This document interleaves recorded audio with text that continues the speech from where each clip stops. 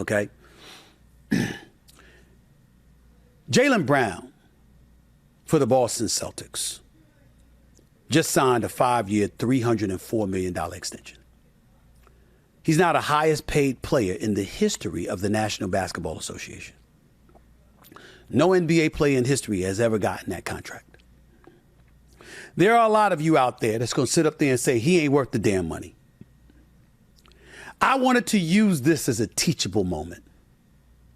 Because you see, when we watch sports or when we pay attention to business, particularly in the climate that we're living in, we've got the writers' strike. We've got actors, striking and what have you because they're not receiving fair and equitable compensation in their eyes. We've got studios lamenting the strike because they're talking about how they've lost money and the times that we're living in. Damn it, we're doing the best that we can. We've got layoffs at Disney. We've got layoffs at Amazon. We've got layoffs at Facebook, a.k.a. Meta. We've got layoffs every damn place. Target, Walmart, the list goes on. And by the way, there will be more. There will be more. It's time that you use every moment that you possibly can to recognize what the hell is going on. The market is what dictated Jaylen Brown's ability to capitalize, even though he's not even the best player on the Boston Celtics. Jaylen Brown is not better than Jayson Tatum. He played better than Jayson Tatum in the finals against Golden State. He did not play as well as he could have played in Game 7 of this last Eastern Conference Finals loss against the Miami Heat. It was not his shining moment. But Jaylen Brown is an absolute stud. He can ball. He plays on both sides of the ball. He's a professional. He cares. He gives it all he has. He's a conscientious observer off the court of play, and he represents the Boston Celtics and the NBA brand in prestigious fashion. More importantly, the timing of his contractual situation presented itself in an opportune time.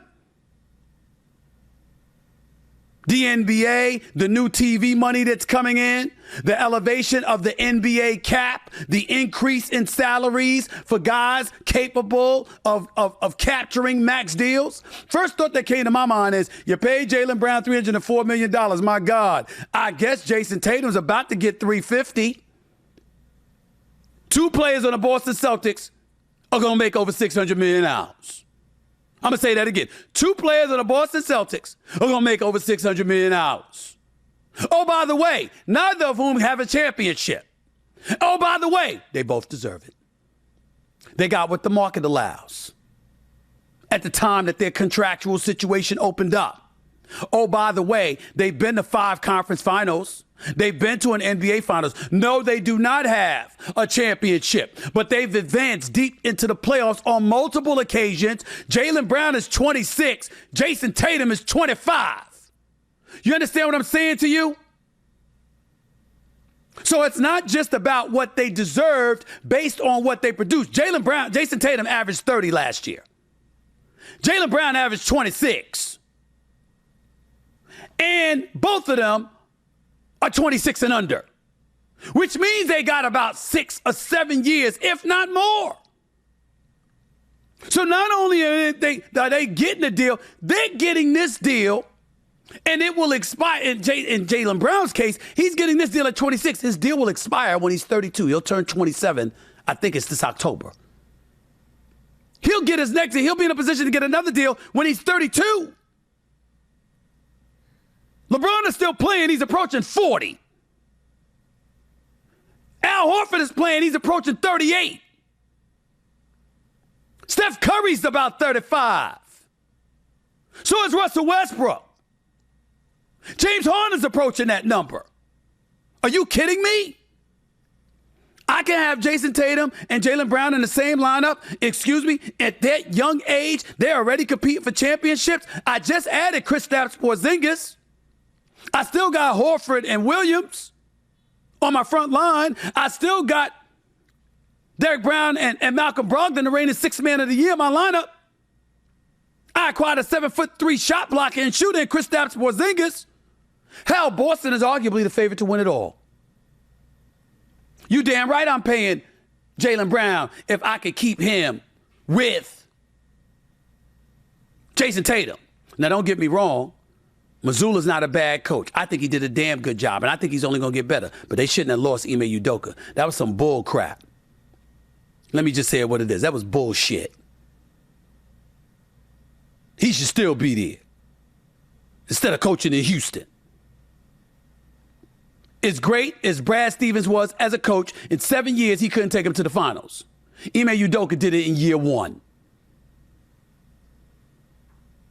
And because his unmarried self got loose with somebody that worked within the organization, all of that happened. Now, I ain't condoning it. It was kind of dumb. And I understand. But the reason why I hold the Boston Celtics accountable, how the hell you let that information leak out? I'm going to repeat it again.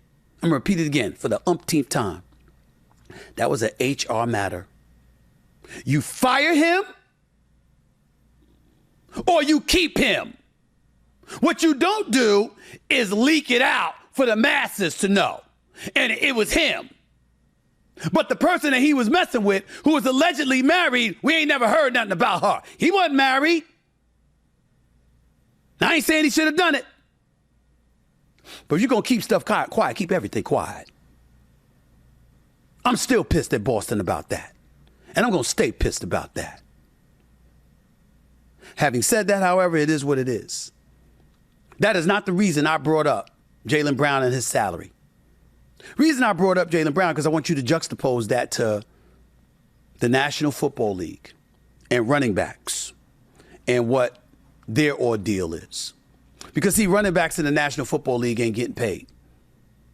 Jaylen Brown's going to average over $50 million a year. An NFL running back who puts themselves in far more physical danger can't even get to 15. There are 125 players in the National Football League with an average salary of $15 million or more. 125 players. You know how many are running backs? Want to take a guess? The number is 2. Christian McCaffrey and Alvin Kamara for the New Orleans Saints. That's it, ladies and gentlemen. That's it. And there's something wrong with that picture. Just read it from stats that I accumulated here. Offensive players with average annual contracts worth at least $15 million. 22 are wide receivers. 22 are offensive tackles. 17 of them are quarterbacks. 7 of them are guards. 2 of them are tight ends. 2 of them are running backs. That's it. And we have a situation where running backs, no matter what they produce, they can't get the money that they richly deserve because the system counts against them. It doesn't matter what their level of production is. What they're saying is, excuse me, well, if you're 26, 27 years of age, chances are it's too much dust that's been collected on your birth certificate. You've taken too much punishment. It don't matter what you did last year. We don't project that you're going to do this in a year or 2. We ain't giving you but so much. Yet, you can't even go elsewhere to see what your market value is because the team that has your rights gets to franchise tag you. Not just once, but twice. So they could have franchise tagged Saquon Barkley this year. They could still franchise tag Josh Jacobs this year if they haven't already. I think they already have. Okay? And then not only could they do that this year, they could do it next year as well. Now, Saquon Barkley got a little extra because he signed a 1-year deal. Didn't have to be the franchise tag. Just signed a 1-year deal. They gave him like an extra $900,000 plus a $2 million signing bonus. So instead of getting 15, he walks away with about 11. But the bottom line is it's still underpaid by about $4 million based on the production that his position demands, except that in the NFL, you don't have to capitulate to that because guess what? You're running everything. You got a hard salary cap. This is what I propose that the NFL Players Association should work with the league office to do. Eliminate one of those franchise tags for running backs.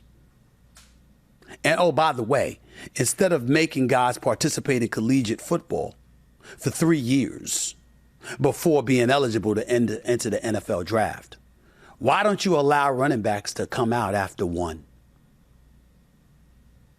If they can produce on a collegiate level, let them leave after their freshman year. That way, when they come into the league, they've got 2 extra years to produce where they can make money earlier, and they've got a better chance of getting a second contract that might be a little bit long term instead of saying their time is up, even though their play doesn't show that. Fair is fair. I don't know why the Players Association didn't think about that. I don't know why Stephen A. Smith got to be the one to come out and say that. I mean, damn. Now, how would I know this? Because I've been covering collective bargaining negotiations since the 90s. I know a thing or two about it. I think you could have worked to carve that out specifically for running backs. I think it would be the fair and just thing to do. We know it's not going to happen because the owners are cheap, stingy, and they don't care. But it's still worth mentioning because the right thing always is.